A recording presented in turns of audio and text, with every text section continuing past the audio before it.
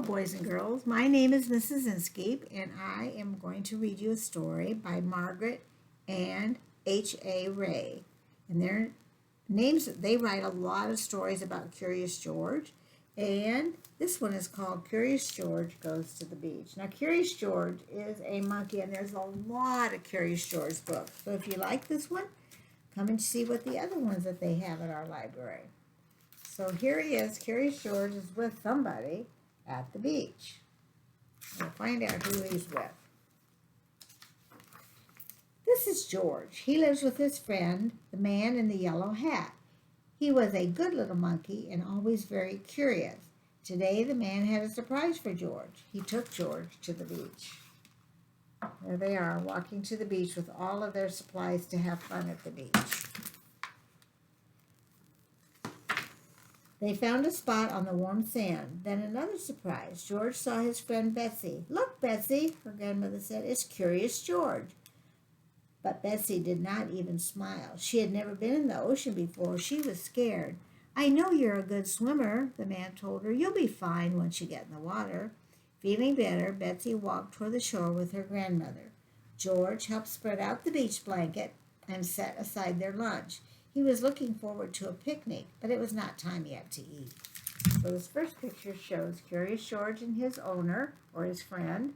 And then on the next page it shows his, I guess on the same page it shows his friend, Betsy. And Betsy's afraid to go in the water, so she doesn't look very happy. So now Curious George and his friend are going to get ready for lunch, but it's not quite time to eat yet. They're just getting ready. It was time to play. In no time, George was having fun. He learned a new game. He dug in the sand, and he made a new friend. Monkeys are really good at making new friends. Then he took a break. George watched the lifeguard. The lifeguard sat in a special chair. Sometimes he blew a whistle. So he's playing ball in the sand. He's digging, covering up his friend with the sand, and he made a new friend with a crab. And he also made some little things in the sand with his bucket and his pail and his scoop. So Curious George is doing lots of different things, but he likes the lifeguard sitting up there. And sometimes the lifeguard looks through binoculars. Sometimes the lifeguard looked through binoculars. It looked like fun to be a lifeguard. George was curious. Could he be a lifeguard? Before long, the lifeguard took a break. Here was George's chance. Watching the crowd from up in the special chair, George felt just like a lifeguard. He looked through the binoculars. There was a lot to see at the beach. Okay, so the lifeguard sits in that big tall chair and uses his binoculars to make sure he can see everybody that's swimming out there in the water. He doesn't want anybody to drown. So he is on. So George is trying to be a lifeguard. He really hasn't had any training. I don't know. He saw seagulls flying above, and he saw Betsy on the shore below. She still had not been in the water. Then the lifeguard saw George. "Hey, there's no place for a monkey. Get down." George thought it was a fine place for a monkey, but he did not want to cause trouble, so he climbed down. There's all the people who were at the beach. The lifeguard came back from his break, and he found there's a monkey up in his chair. He does not like that, so he tells him to get down because he knows the monkey's not trained to save people. Back at the beach blanket, George was hungry for a snack. No one would miss one cracker, thought George. So he took one and put it on a napkin. It looked so good.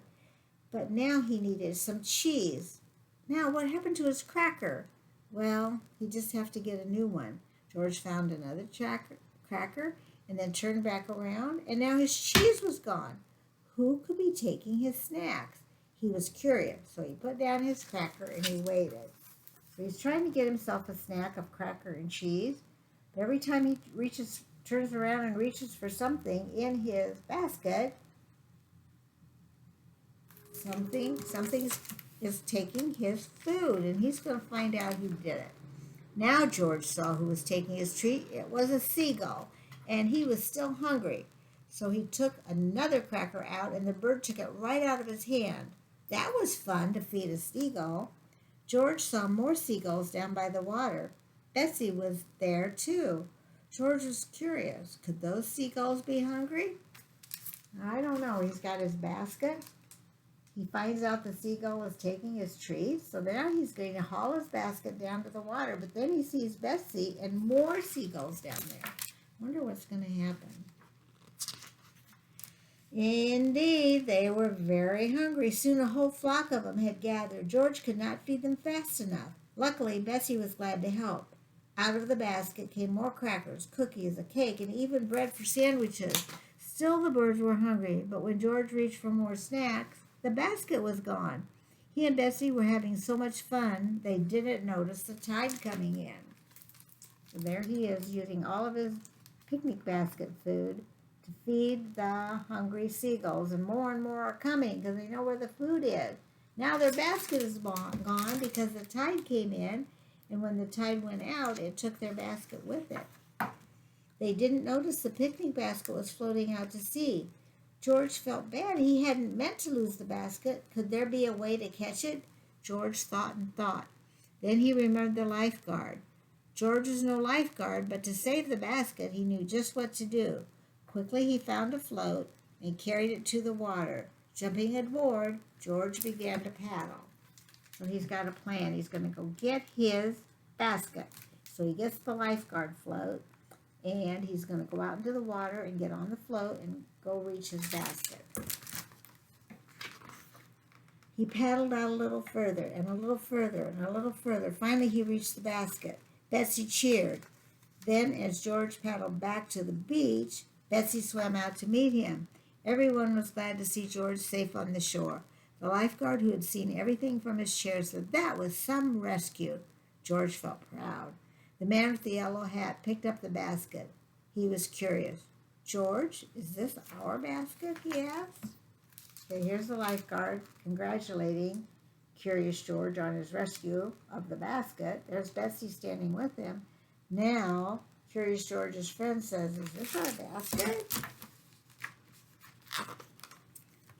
Poor George. After all that, the basket was empty. There would be no picnic on the beach, and it was all his fault. Then Betsy's grandma said, won't you join us for lunch? We have plenty, and look, we have a reason to celebrate thanks to George. They did have a reason to celebrate. Betsy was in the water, and she wasn't scared anymore. She was having fun. After everyone joined Betsy and George for a swim, it was time to eat. So the grandma invites them to come for lunch with her picnic basket, and the grandma's very happy because Curious George saved the basket, and because Betsy learned to swim and she wasn't afraid anymore. So now after the swimming fun, they're going to go eat. So there was sandwiches, chips, bananas, cookies, and watermelon. There was plenty for everyone, and there was even a little for the guests. And the guests is probably that seagull right there. What a nice story. They worked together and they shared. Anyway, we have lots of Curious George books at our library, so come and check some out, okay? It's been fun reading for you, and I hope to see you at the library.